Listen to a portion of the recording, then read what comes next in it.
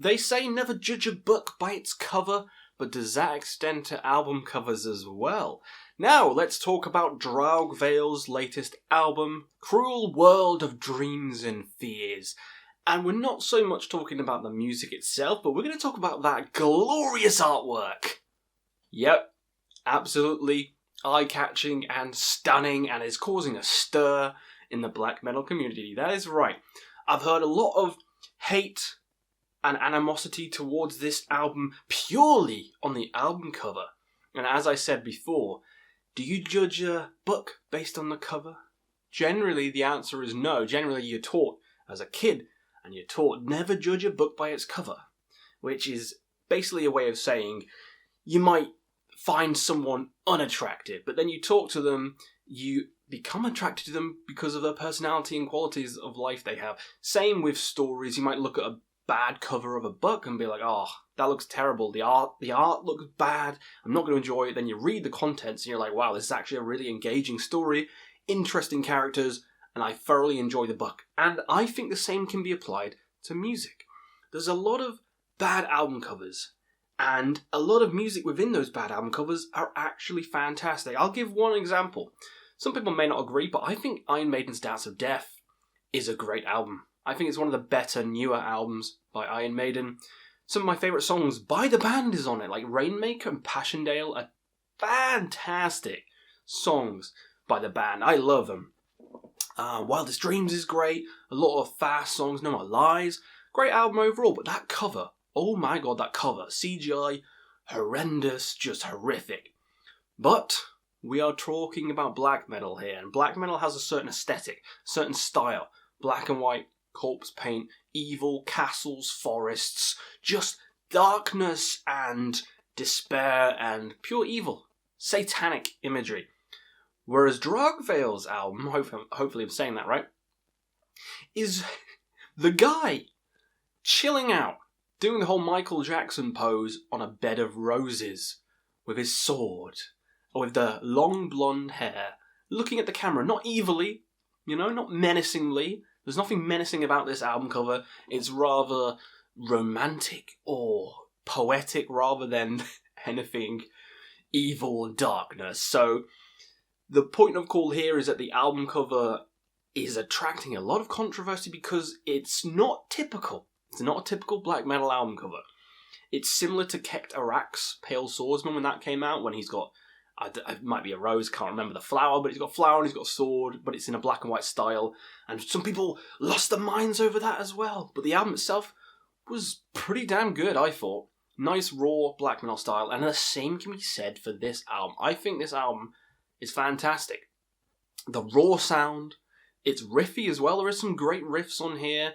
I love the lo-fi nature. I love anything lo-fi like this, Paysage de Ver is one of my favourite bands of all time, and it's got that similar kind of style, but this is more on the Kekt Arak style. This is more on the, I guess you could say romantic black metal, if that's even a fucking phrase, but it is a bit more of a beautiful vibe, but it's still raw, still catchy, and it still sounds like black metal. Now, the only reason I checked this album out is because of the amount of people bashing the art. Like, the amount of people online just slamming it for the art itself. And I was like, you know what? The amount of controversy, I'm going to have to check this out. Because controversy breeds views and clicks. And I had to check the album out for myself just to see what all the fuss is about. And I'm not big into the album cover. I think it could be doing with the whole thing being black and white. I don't like the colour in it. But, and him lying down like that is kind of Michael Jackson-esque, but the music itself is fantastic. The album is a great album. And the fact that the album cover is creating this kind of controversy is kind of a testament to them. Because when you stir up something this big, it kind of attracts a lot more eyes to your work, if you know what I mean. Like, they could have done the most boring, bland-ass black metal album cover they could ever do. And are they going to get a lot of attention? Probably not. Still could be a great album. I mean, it still could have the same songs on. It would just have a boring, run-of-the-mill black metal album cover. And no one will care. Because it's more provocative, it's more out there, people are talking about it. People are sharing it. I'm making a video on it. So, it's getting a lot more publicity. Because they say bad publicity, that's not the... Questy doesn't know words. Any publicity is good publicity. That's what I'm trying to say. Fumbling over my words. So, yeah, people talking shit on it makes people go out and search for it. It's the same as any band. Like, people slamming on Ghost and Sleep Token and all that. The more people bring it up, the more people will listen to it. That's just a key of life, That's just what happens. The same is happening for this. And I wouldn't have even known this album existed without people online hating on the art. So, let's talk about, in summary, do you judge a book by its cover? In short, no, you shouldn't. You should always check the music out yourself, because bad album covers can sometimes create great music held within. But at the same merit, I'll play devil's advocate. A lot of the times, this is more so back in the day when you're in record shops, picking out albums for the first time, you're not going to spend your money on an album that doesn't look great. You know what I mean? Like, back in the day, you're looking through the albums, you're looking through the records, and you're kind of like, well, that looks trash.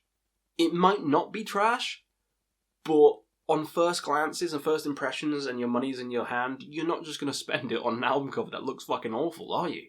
No, you're not. You're going to pick a really cool album cover like Show No Mercy and be like, oh yeah, devil on the cover of that looks sick.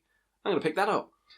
So, yeah, you can easily judge it on first impressions, but in the long term, you need to take a big listen, dive through the music, because I think this album is actually fantastic.